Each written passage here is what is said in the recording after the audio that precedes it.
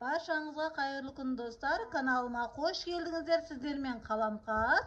Бүгін сіздермен керемет, құнарлы, өте оңай, дәмді қайнатпа сорпаны жасайтын боламыз. Ол үшін видеоны соңына дейін көріңіздер, каналыма тіркеліп өтіңіздер. Алдымен сорпамызға кез келген еттің түрі жарайды. Мен осылай қойдың етін қолданамын, және де құйрық майды қолданамыз. Картоп, пияз, сәбіз, тұз, татымына қарай укроп, дәмдеушілер қосуға болады. Негізі қайнатпа сорпамызға осы құйрық майды қосқанымыз өте пайдалы.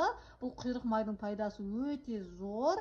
Егер ұнатпайтын болсаңыздар, ірілеу қылып турап, қаттырақ қайнатсаңыздар, көбірек қайнатсаңыздар, құрамындағы пайдалы витаминдер шығады.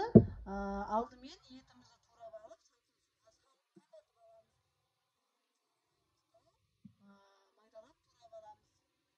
етімізді осылай қазанымызға салдық, салқын суға. Мен етті бүтіндей салдым. Құйрық майымызды ірілеу тураймыз.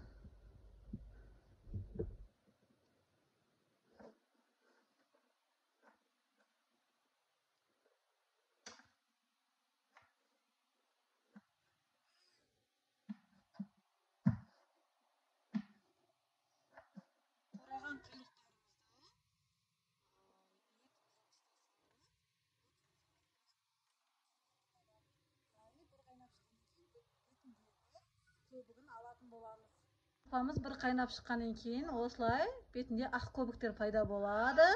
Осыларды жақсылап сүзіп аламыз. Тағы бір қайнап шыққаннан кейін тағы да көбік шығады. Тағы да осылай сүземіз. Көбігін жақсылап алсақ, әдемі болып шығады сорпамыз. Сорпамызға қосатын көкөністеріміз, яғни картопымызды, сәбіз, пиязымызды турап аламыз.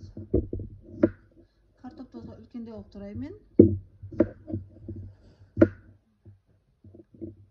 Өздеріңіздің қалауларыңыз бойынша кез келген формада турауға болады.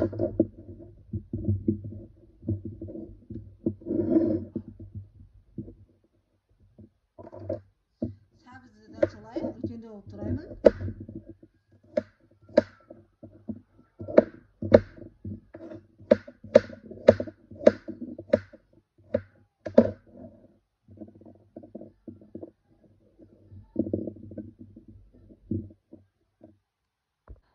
Пиязымызды, картоп, сәбізімізді турап алдық. Мен укропты турамай, осылай бүтіндей саламын. Себебі балалар укроп қосқанды ұнатпайды. Сіздер де осылай бүтіндей салсаңыздар болады укропты.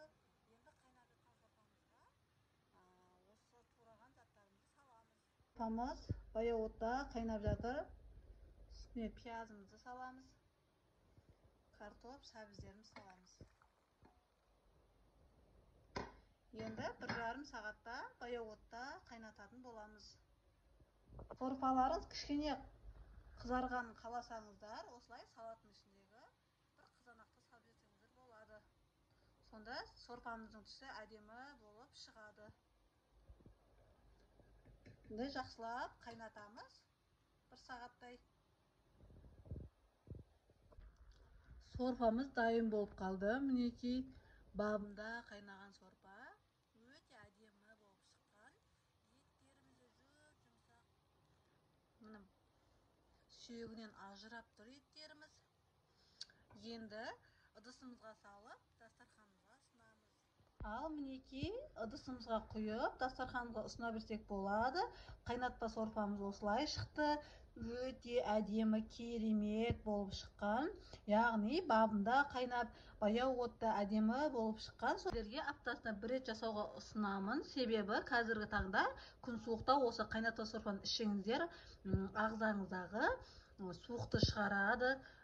Яғни жеңіл, өте жеңіл тағам. Себебі құрамындағы заттардың барлығы қайнатылып жасалынатын болғандықтан, және де көп уақыт қайнайды. Сол үшін сорпамыз өте дәмді болады. Сіздер де жасап дастархандарыңызға ұсыныңыздар.